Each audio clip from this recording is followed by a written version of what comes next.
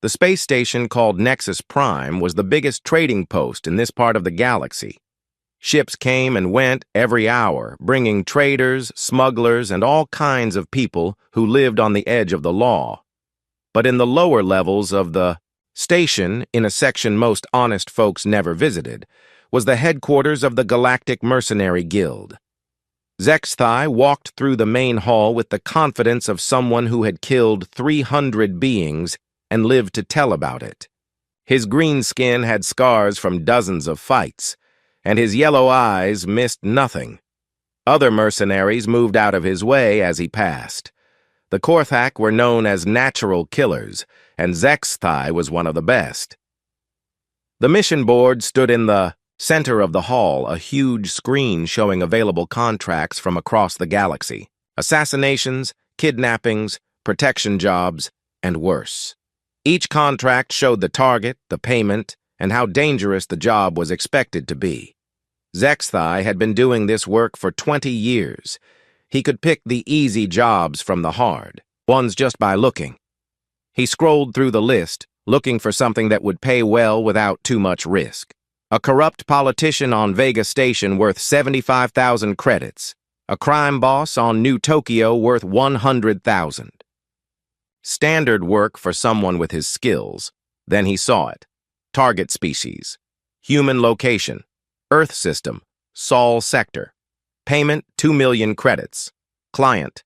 Hegemony Intelligence Division Zexthai stopped breathing for a moment.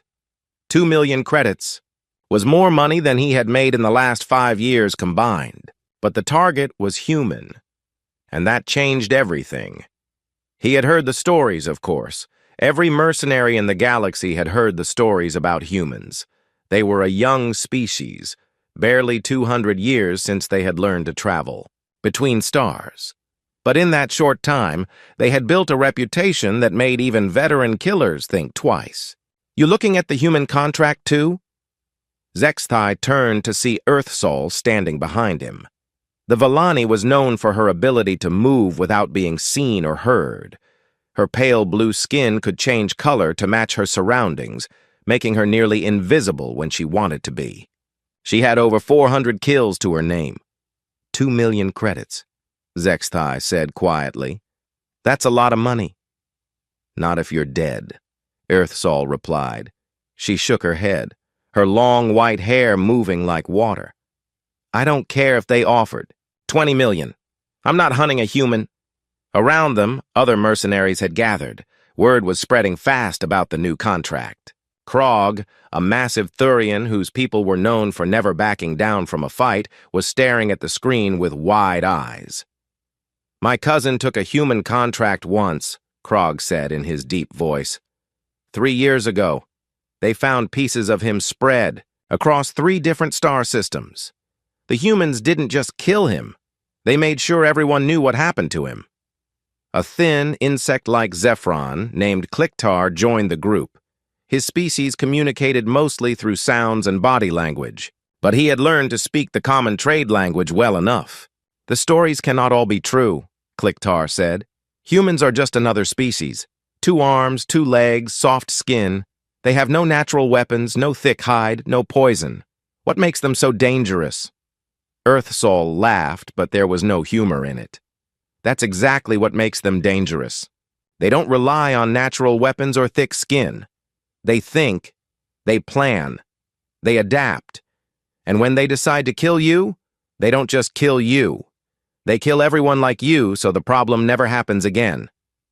Veltar, the guildmaster, appeared, beside the mission board. The old Nexari had been running the guild for over 400 years. His tentacles moved slowly as he spoke, a sign that he was thinking hard about something. I know what you're all thinking, Veltar said. His voice carried the weight of centuries. But the client is legitimate. The Hegemony Intelligence Division has never failed to pay. The contract is real, and the money is guaranteed. Guaranteed to who? Earthsol asked. The money doesn't matter if we're all dead. Zexthai studied the contract details more carefully. The target was Commander Jake Morrison. a human military officer who was traveling to Haven Point for trade negotiations. Haven Point was a neutral station, which meant no military ships or heavy weapons. It should have been an easy job, but it was a human. What do we know about human military training? Zexthai asked. Veltar's tentacles curled nervously. They train differently than other species. Most species train their soldiers to follow orders and fight in groups. Humans train every soldier to think like a general. Every human fighter is taught to adapt, to improvise, to solve problems that have never been seen before. And their war record? Kliktar asked. The silence that followed was answer enough. In the 200 years since humans had joined the galactic community, they had fought in 17 major conflicts. They had never lost a single war. Their casualty rates were so low that other species had accused them of using fake numbers. But the numbers were real. Krog spoke up again. My people have a saying, the most dangerous enemy is the one who thinks before he fights. Humans don't just think. They think 3 steps ahead of everyone else. There's more, Veltar added reluctantly. The humans have a rule about assassination attempts. If someone tries to kill one of their leaders or diplomats, they don't just go after the assassin. They go after everyone who hired the assassin, everyone who helped plan it, and everyone who might try it again. They call it solving the problem permanently. Zexthai felt a chill run down his spine. He had killed 300 beings, but he had always been careful to avoid jobs that might bring serious consequences. The idea of an entire species hunting him was not appealing. Has anyone taken the contract yet? He asked. No, Veltar admitted. It's been posted for 3 days. Usually a contract this valuable would be claimed within hours, but so far no one has been willing to take it. Earthsol started to walk away. And no one should. Let the hegemony find someone else to do their dirty work. Some jobs aren't worth any amount of money. As she left, other mercenaries began to drift away as well. The mission board returned to its normal activity, with killers and thieves browsing through more reasonable contracts. But the human job remained untaken, glowing red on the screen like a warning. Zexthai stood there for a long time, staring at those 2 million credits. It was enough money to retire, to buy a small planet and live in comfort for the rest of his life. But first he would have to kill a human and survive long enough to collect the payment. The smart choice was obvious. Walk away, find a safer job, live to kill another day. But 2 million credits was a lot of money, and Zexthai had not survived this long by always making the smart choice. He was still staring at the screen when a young voice spoke behind him.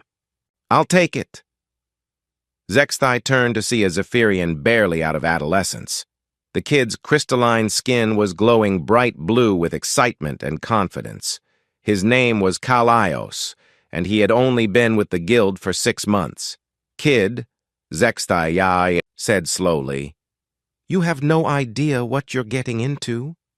But Kalaios was already walking toward Veltar to claim the contract.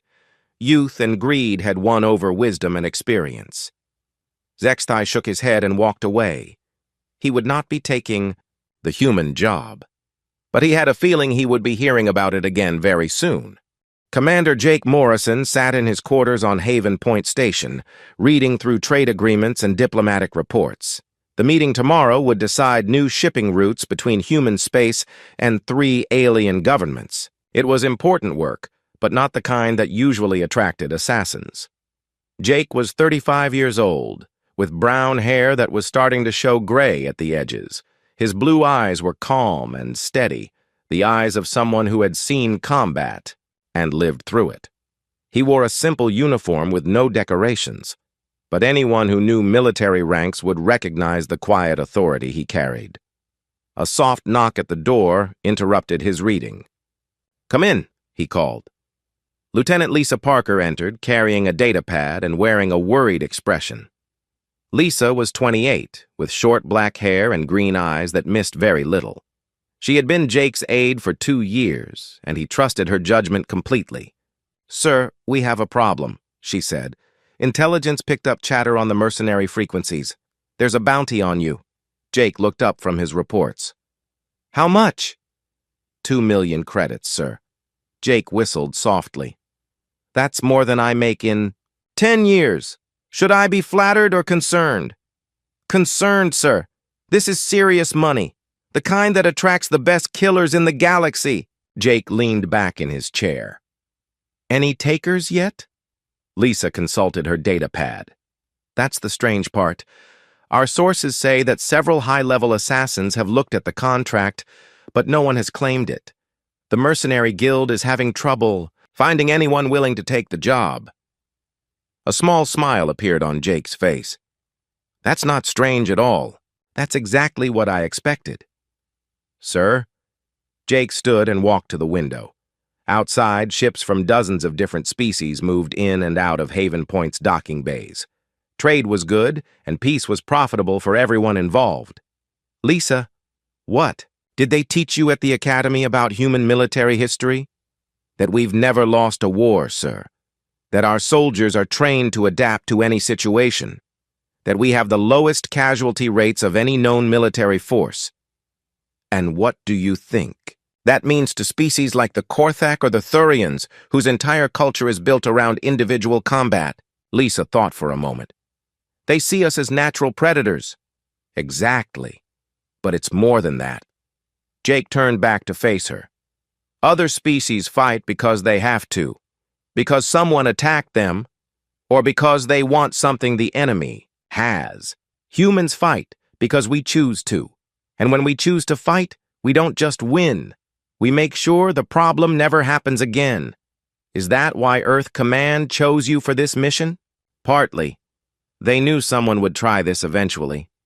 Someone always does when we enter neutral space. They think they can make a reputation by killing a human. But Earth Command also knew that the right kind of human could turn an assassination attempt into a diplomatic advantage. Lisa frowned. How do you mean, sir? Jake sat back down and picked up his data pad. Think about it. Right now, word is spreading through the mercenary networks that professional killers are afraid to hunt humans. That's not something you can buy with weapons or threats. That's respect, earned through reputation. And if someone does take the contract, then we deal with it. But Lisa, I want you to understand something important. This mission isn't really about trade agreements or shipping routes. This is about showing the galaxy that humans can't be intimidated. As if summoned by their conversation, Jake's personal communicator chirped. He activated it, and the face of Captain Steve Rodriguez appeared on the small screen. Steve commanded the human escort ship that had brought Jake to Haven Point. Commander, we're picking up movement in the lower sections of the station. Someone arrived 3 hours ago on a transport from Nexus Prime. Young Zephyrian, traveling, alone. Bounty hunter? Jake asked. Probably. Station security is keeping an eye on him, but they can't act unless he actually tries something. Understood. Keep monitoring the situation. Jake closed the communicator and looked at Lisa. Looks like someone finally took the job. What are your orders, sir? We proceed as planned. Maintain normal schedules, normal routines. But activate Security Protocol 7. Lisa's eyes widened slightly. Protocol 7 was designed for situations where an attack was expected, but the timing and method were unknown. It involved subtle changes to routes and schedules, additional security measures that looked like normal precautions, and preparation for multiple possible scenarios. Sir, wouldn't it be safer to cancel the negotiations and return to human space? Safer, yes. But that would send exactly the wrong message. If humans run every time someone puts a price on our heads, then every petty dictator and crime boss in the galaxy will think they can push us around. Jake's voice was calm, but there was steel underneath. We don't negotiate with terrorists, and we don't run from threats. What if this assassin is really good? Jake smiled. And for a moment, Lisa saw something in his expression that reminded her why humans had such a fearsome reputation. It wasn't cruelty or bloodlust. It was the look of someone who treated every problem as a puzzle to be solved. Then he'll learn something that every human child knows by the age of 10. The most dangerous animal on any planet is the one that doesn't look dangerous. Over the next few hours, Jake continued his normal routine with only small changes. Attended a dinner with alien diplomats, but his route to the restaurant was different from the one published in his schedule. He took his usual evening walk through the station's recreation area, but Lisa and 2 security officers maintained distant watch. The Zephyrian was spotted twice, always keeping his distance, always watching. But he made no moves, attempted no attacks. He was being careful, studying his target, waiting for the right opportunity. Jake found this encouraging. A reckless assassin would attack quickly and probably fail just as quickly, but a careful one would take time to plan, and time was exactly what Jake needed. "He's young," Lisa reported after reviewing security footage. "Probably inexperienced. His body language shows confidence, but also nervousness. Good. Nervous assassins make mistakes. Confident ones underestimate their targets. And young ones think they know everything." Jake reviewed the footage himself, studying the way the Zephyrian moved, the way he positioned himself to watch without being seen. "This one has some training but not much experience. He's following textbook procedures." "Is that bad for us?" "No. It's perfect. Textbook procedures work fine against normal targets, but humans stopped being normal targets a long time ago." That night, Jake made a show of retiring early to his quarters. The lights went out at his usual time, and security scans would show a human-sized figure in the bed. But Jake wasn't sleeping. He was sitting in the dark, fully dressed, with a clear view of all approaches to his room. Lisa was in the next room, monitoring security feeds and communications. 2 human Marines were stationed at strategic points throughout the station, ready to respond if needed. But Jake hoped it wouldn't come to that. The best way to handle an assassination attempt wasn't to stop it with force. The best way was to turn it into a demonstration of why assassinating humans was a bad idea in the first place. Around midnight, Jake's motion sensors detected movement in the corridor outside his quarters. Someone was approaching slowly, carefully, using equipment to avoid the station's security systems. Jake activated his communicator and sent a single, silent signal to Lisa. The message was simple. Game time. The door to his quarters had been modified with Jake's own security improvements. Anyone could open it with the right tools, but Jake would know the moment they tried. He settled back in his chair and waited. Tomorrow's negotiations would proceed, as planned. But first, he had to deal with a young assassin who was about to learn a very expensive lesson about the difference between hunting normal targets and hunting humans. The lesson was about to begin. Kalios had been watching the human for 3 days, and he was starting to feel confident about his chances. Commander Morrison followed predictable routines, walked the same paths, and seemed to pay little attention to his surroundings. The human looked soft, like most diplomats. This would be easier than Kalios had expected. The young Zephyrian had studied the station layout carefully. Haven Point was built like a wheel, with residential sections, commercial areas, and docking, bays connected by long corridors. The best place for an assassination would be the Arboretum, a large garden area where Morrison took a walk every morning at exactly 8 o'clock. The Arboretum was perfect for Kalios's needs. It was filled with plants from dozens of different worlds, creating lots of places to hide. His crystalline skin could change color to match his surroundings, making him nearly invisible among the rock formations and crystal growths that many alien plants preferred. Kalios had positioned himself behind a cluster of Arcturian fern trees, tall plants with crystalline leaves that would hide his shape perfectly. His plasma rifle was charged and ready. One shot to the head would kill the human instantly. Clean, quick, professional. At exactly 8 o'clock, Commander Morrison entered the Arboretum alone. He walked slowly along the main path, appearing to enjoy the different plants and flowers. Kalios tracked him through his rifle scope, waiting for the perfect moment. The human stopped near a fountain in the center of the garden. He stood with his back to Kalaios, looking at some exotic flowers. It was the perfect shot. Kalaios steadied his weapon and placed his finger on the trigger. 2 million credits would change his life forever. He would be the assassin who killed a human when no one else would even try. Just as he was about to fire, a voice spoke directly behind him. "I wouldn't do that if I were you." Kalaios spun around so fast he nearly fell over. Lieutenant Parker was standing 3 meters away, her sidearm drawn but pointed at the ground. How had she gotten so close without him hearing her? Zephyrians had some of the best hearing in the galaxy. "Drop the weapon," Lisa said calmly. "This doesn't have to end badly for you." Kalaios' skin flashed angry red.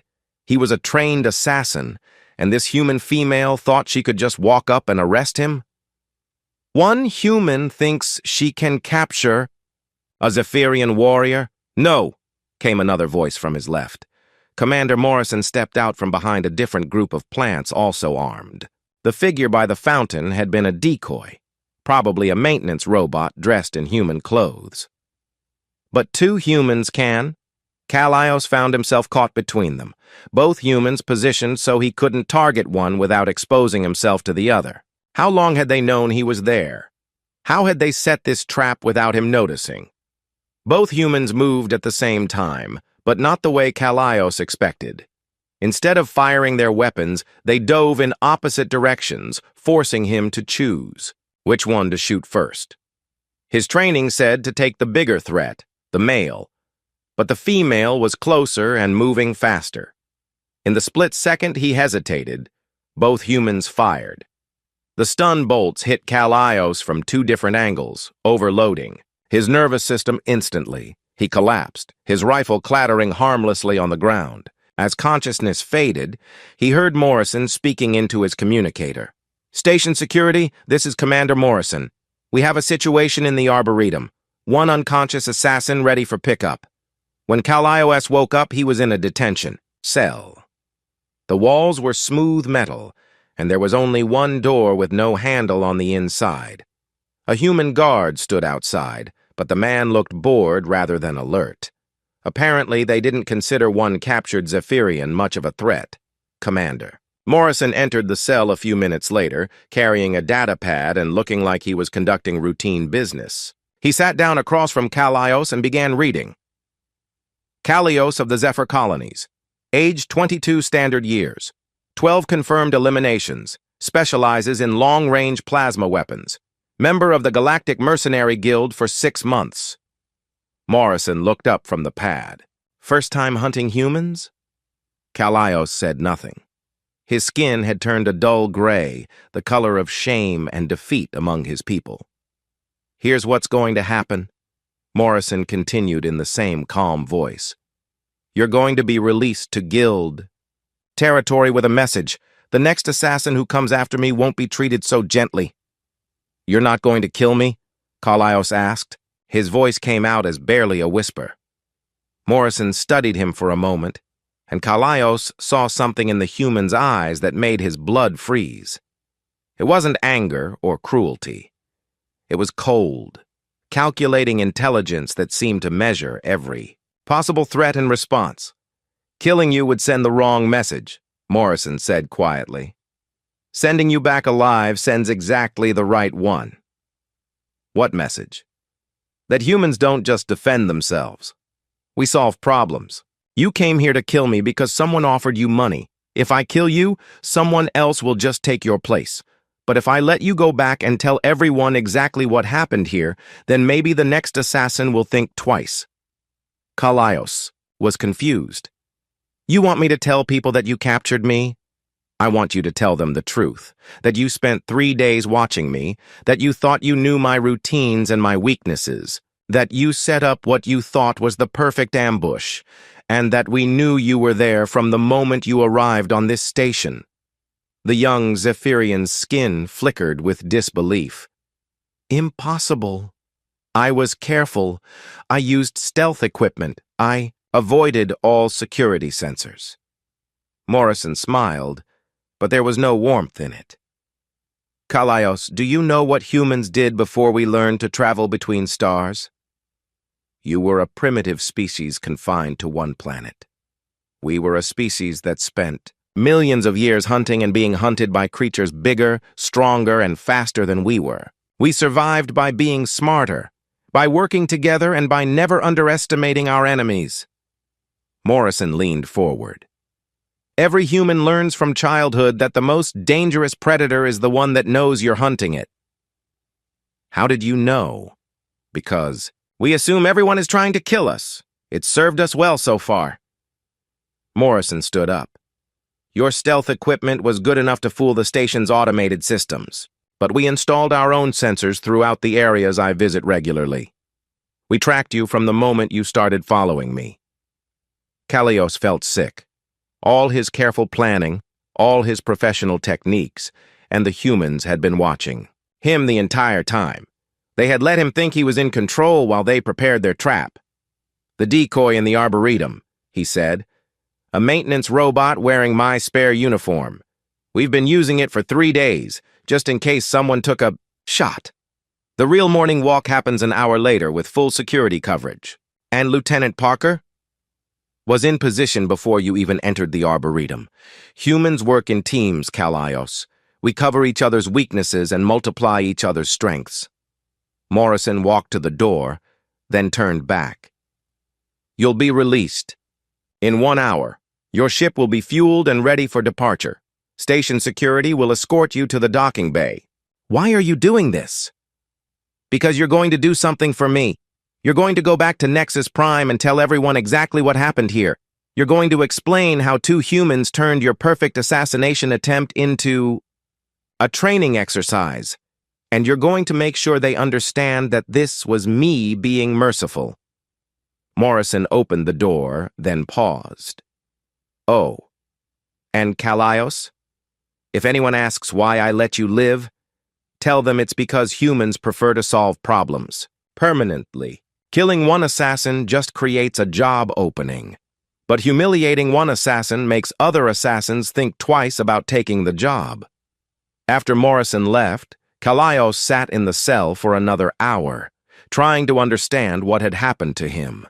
He had been completely outmatched, not by superior weapons or numbers, but by superior thinking. The humans had anticipated his every move and turned his own tactics against him. When station security came to escort him to his ship, Kalaios walked through the corridors of Haven Point, feeling like every human he passed was evaluating him as a potential threat. Maybe they were. As his ship pulled away from the station, Kalaios looked back at Haven Point and wondered how many other humans were stationed there. How many were watching him even now?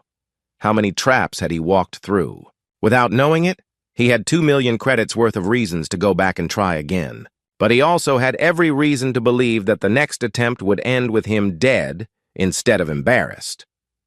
The flight back to Nexus Prime gave him plenty of time to think about what he would tell the guild. The truth would destroy his reputation as an assassin. But lying would be worse because the humans had probably recorded everything. By the time he reached guild space, Kalaios had made his decision. He would tell the truth, all of it. Let other assassins decide for themselves whether hunting humans was worth the risk.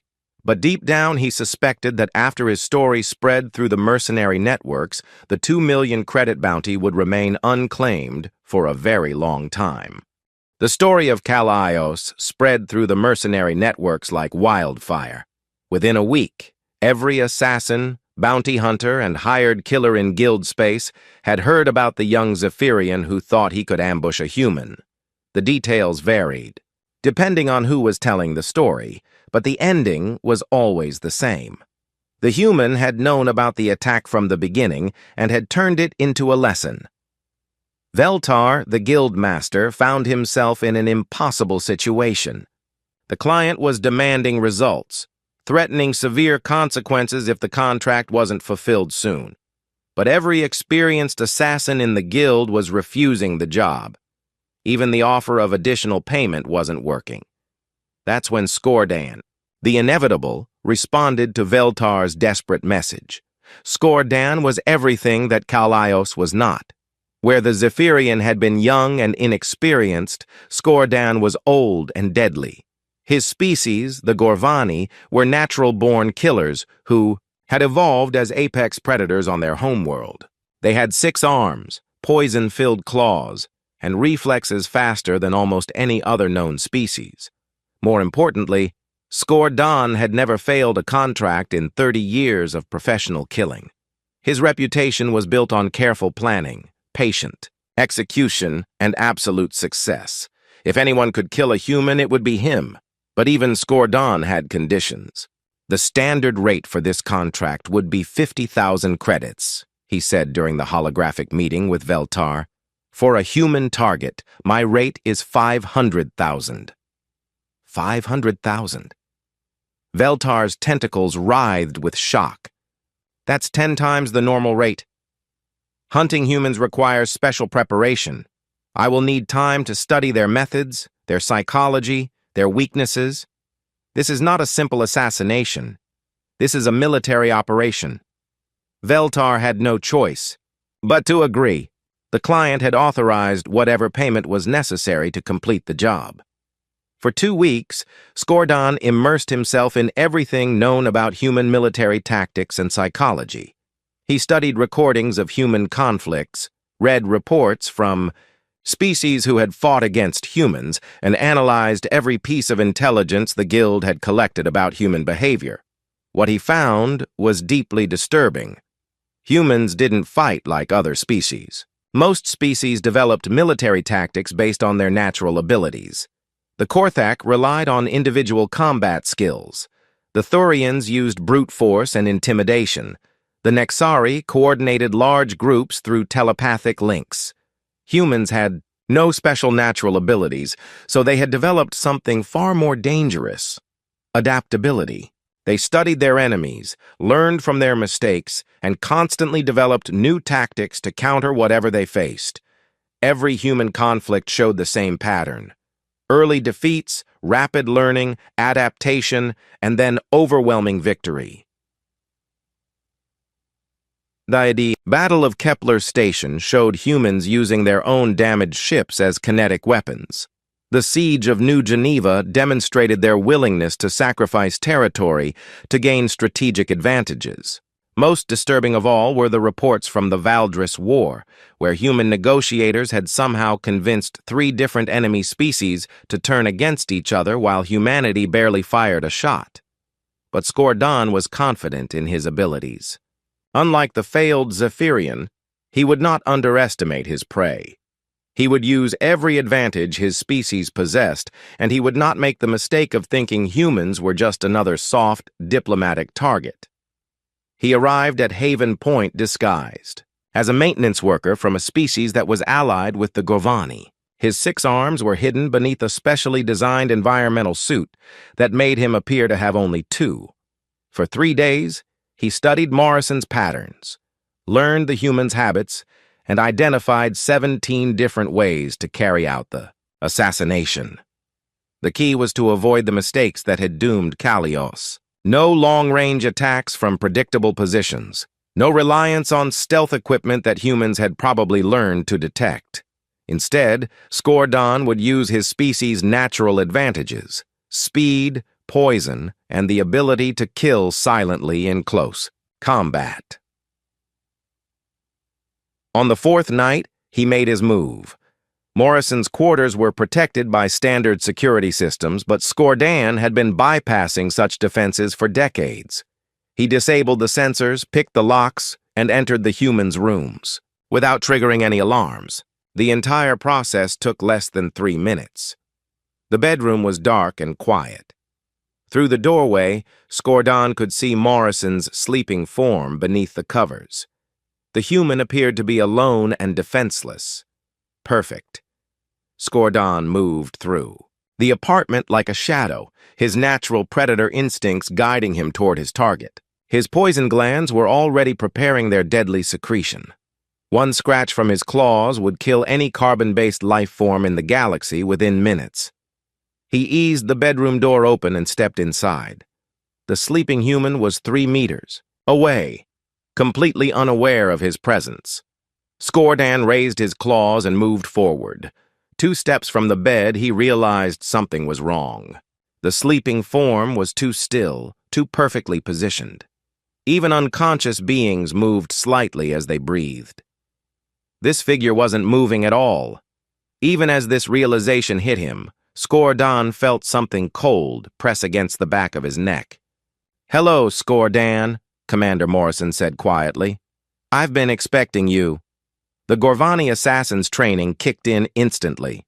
He spun with inhuman speed, all 6 arms moving in a coordinated attack pattern that had never failed him before. His claws swept through the space where the human had been standing, but Morrison was no longer there. A stunning blow to his left knee sent Scordan staggering. Before he could recover, another impact hit his right shoulder, numbing 2 of his arms. The human was moving around him like smoke, striking nerve clusters that Scordan didn't even know could be targeted. Scordan tried to adapt, using his superior speed and multiple limbs to overwhelm the human with sheer volume of attacks. But Morrison seemed to anticipate every move, deflecting claws with minimal effort and striking back at precisely the right moments to disrupt Scordan's balance and coordination. Within 30 seconds, the galaxy's most feared assassin was on the floor, paralyzed and helpless. Morrison knelt beside him, holding a small device that Scordan recognized as a neural disruptor. Military-grade equipment that could permanently damage his nervous system if used incorrectly.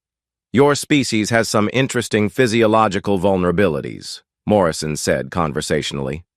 17 separate nerve clusters that, when struck in the right sequence, cause complete motor function shutdown? It took me 3 days to memorize the pattern, but humans are good at that sort of thing. Scordan tried to speak, but his vocal cords were paralyzed along with everything else. "You're probably wondering how I knew you were coming," Morrison continued. "Simple. Humans are paranoid by nature. We assume everyone is trying to kill us, so we prepare accordingly." Morrison gestured around the room. Motion sensors in the walls, pressure plates under the floor, thermal imaging hidden in the light fixtures. This isn't a bedroom. It's a trap. The real bedroom is 3 doors down the hall, and it has even better security. Station security arrived within minutes, but they moved with the casual efficiency of people who had done this before. They loaded Scordan onto a medical stretcher and began treating his paralysis with practiced skill. "He'll recover full motor function in about 6 hours, one of the medics reported. "No permanent damage." Morrison nodded. "Good. Make sure he's comfortable, and when he can speak again, give him this message." He leaned down close to Scordan's ear. "Tell your guildmaster that the next assassin who comes after me won't be going home. This was me being polite. Next time, I won't be." As the medics carried him away, Scordan found himself thinking about everything he had learned during his preparation for this mission. All the reports about human adaptability and tactical thinking. All the warnings about their ability to turn any situation to their advantage. He had studied the reports and thought he understood. But understanding and experiencing were 2 very different things. The humans hadn't just defeated him. They had made it look easy. Morrison had known he was coming, had prepared countermeasures specifically designed to exploit Gorvani physiology, and had executed the defense with surgical precision. Worse, Scordan realized that Morrison had been holding back. The neural disruptor could have killed him or left him permanently disabled. The strikes to his nerve clusters had been precisely calibrated to paralyze without causing lasting damage. The human had been demonstrating his capabilities, not using them to their full extent. When Scordan's ship departed Haven Point 8 hours later, he carried with him a new understanding of why the galaxy's assassins refused to hunt humans. It wasn't fear of their weapons or their numbers. It was fear of their minds. Humans treated every threat as a learning opportunity and every enemy as a puzzle to be solved. They prepared for battles that might never come and developed countermeasures for enemies they had never fought. Most terrifying, Of all, they did it with the calm, methodical approach of scientists conducting an experiment. Skordon had been many things in his long career: hunter, killer, predator. But in that bedroom on Haven Point, facing a human who had prepared specifically to defeat him, he had been something he had never been before. He had been prey. The news of Skordon's defeat hit the galactic underworld like a shockwave. If the most feared assassin in known space couldn't touch a single human, what hope did anyone else have? Within days, the story had spread to every mercenary bar, criminal, hideout, and assassin's den across the galaxy. Veltar found himself facing the collapse of everything he had built over 4 centuries. The Galactic Mercenary Guild's reputation was crumbling. Word had spread that humans were not just dangerous targets, they were impossible targets. Contracts on human subjects were being refused galaxy-wide, and clients were starting to question the Guild's ability to complete any difficult mission. In desperation, Veltar called an emergency meeting of the Guild's ruling council. Representatives from every major criminal organization attended, either in person or through holographic projection. The meeting room on Nexus Prime had never been so crowded or so tense. "We face a crisis that threatens our very existence," Veltar announced to the assembled crime lords, gang leaders, and mercenary captains. "The failure to complete the Morrison contract has damaged our reputation beyond repair." Grixtal, a Thurian crime boss who controlled smuggling routes in 3-star systems, slammed his massive fist on the table. "Then we increase the bounty. Offer enough money and someone will take the job." "We already tried that," replied Seknov, a Nexari information broker whose network spanned half the galaxy. "The bounty is now 50 million credits. No one has even inquired about it." 50 million? Whispered Clicktar, the insectoid representative of the Zephyran Syndicate. "That's more than the annual budget of some planetary governments." "And still no takers," Veltar confirmed. "I have personally contacted every assassin, bounty hunter, and mercenary in our database. The response is universal. They will not hunt humans." The room fell silent as the implications sank in. If the Guild couldn't fulfill contracts against human targets, their usefulness to clients was severely limited. Humans were expanding rapidly through the galaxy, establishing colonies, trade routes, and diplomatic missions everywhere. A mercenary organization that couldn't operate against them was a mercenary organization with no future. Rashok, a Korthak war chief whose clan specialized in military contracts, spoke up. "Perhaps we're approaching this wrong. Instead of sending individual assassins, we send a team, a dozen killers working together." "Teams have been tried," Seknov replied. 3 years ago, the Crimson Talon organization sent 8 operatives after a human trade representative on Vega Station. All 8 were captured alive and sent back to their employers with a message. What message? That the next group would be sent back in pieces. Another uncomfortable silence filled the room. Veltar had one last desperate idea. What if we offered the contract to non-guild operatives, military deserters, pirate crews, terrorist organizations, someone outside our normal networks, and risk our reputation further when they fail as well? Grixtal shook his massive head. "No, we need to face the truth. Humans cannot be hunted by conventional means." "Then what do you suggest?" Veltar asked. "We withdraw the contract," Grixtal said quietly. "We admit failure and hope our clients understand." The reaction was immediate and violent. Several representatives began shouting at once, their voices creating a cacophony of anger and desperation. The idea of admitting failure was almost unthinkable for organizations built on a reputation of ruthless efficiency. But slowly, as the shouting died down, a consensus began to emerge. The contract would be quietly withdrawn. No public announcement would be made, but the bounty on Commander Morrison would disappear from the Guild's mission boards. Meanwhile, on Haven Point, Commander Morrison was conducting the most successful trade negotiations in recent galactic history. 3 alien governments had agreed to new shipping routes that would benefit both their species and humanity. The economic impact would be felt for generations. Morrison sat in his quarters on the final evening of the negotiations, reviewing the agreements one last time.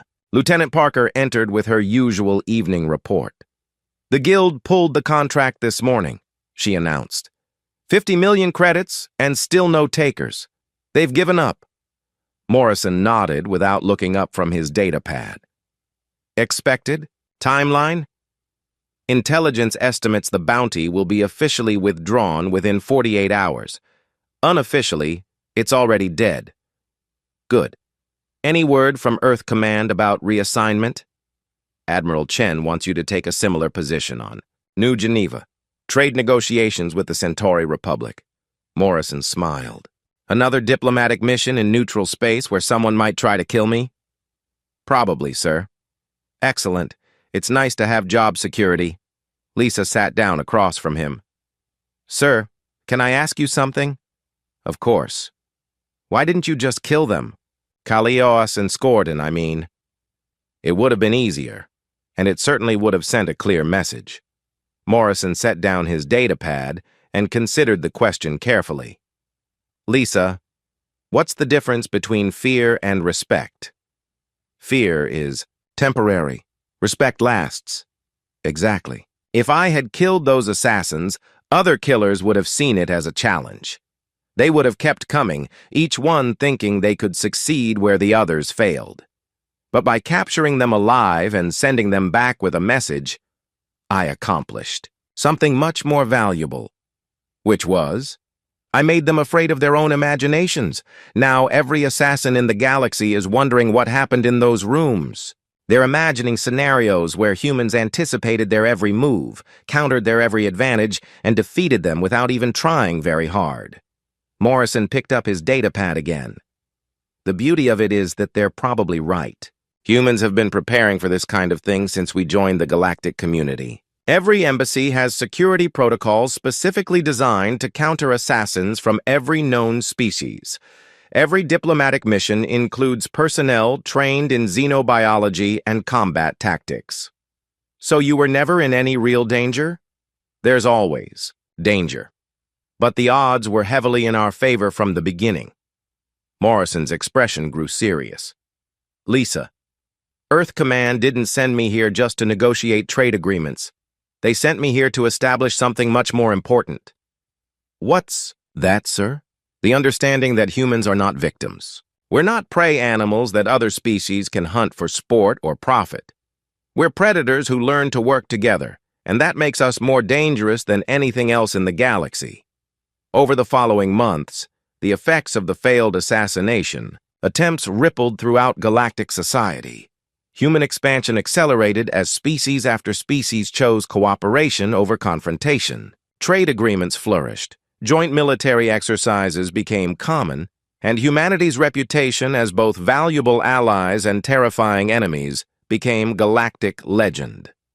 The Mercenary Guild eventually reformed under new leadership, but they maintained strict policies against accepting contracts on human targets. The policy was unofficial but absolute.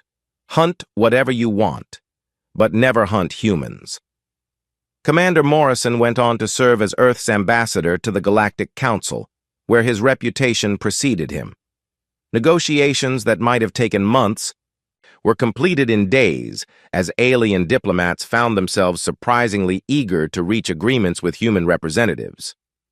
In the darkest corners of space stations throughout the galaxy, when young mercenaries and assassins boasted about their skills and dreamed of making their reputations, older and wiser killers would shake their heads and offer a single piece of advice.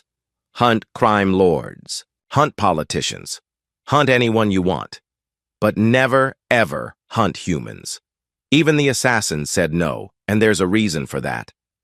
The humans had sent their message without declaring war, without making threats, without firing a shot in anger. They had simply been themselves, and that had been terrifying enough. Commander Jake Morrison lived a long and successful life, eventually retiring to a small farm on Earth where he grew vegetables and wrote his memoirs. He never knew that his name had become a cautionary tale told in mercenary bars across the galaxy, a reminder that some prey was too dangerous to hunt, and humanity continued its expansion among the stars, protected not by the size of their fleets or the power of their weapons, but by a simple truth that every potential enemy learned eventually: when you hunt humans, you don't become the predator, you become the prey. Years later, when historians studied the period known as the Great Expansion, they would note that humanity's rapid spread through the galaxy was accomplished with remarkably little violence. What they often failed to mention was that the violence was unnecessary. The reputation was enough.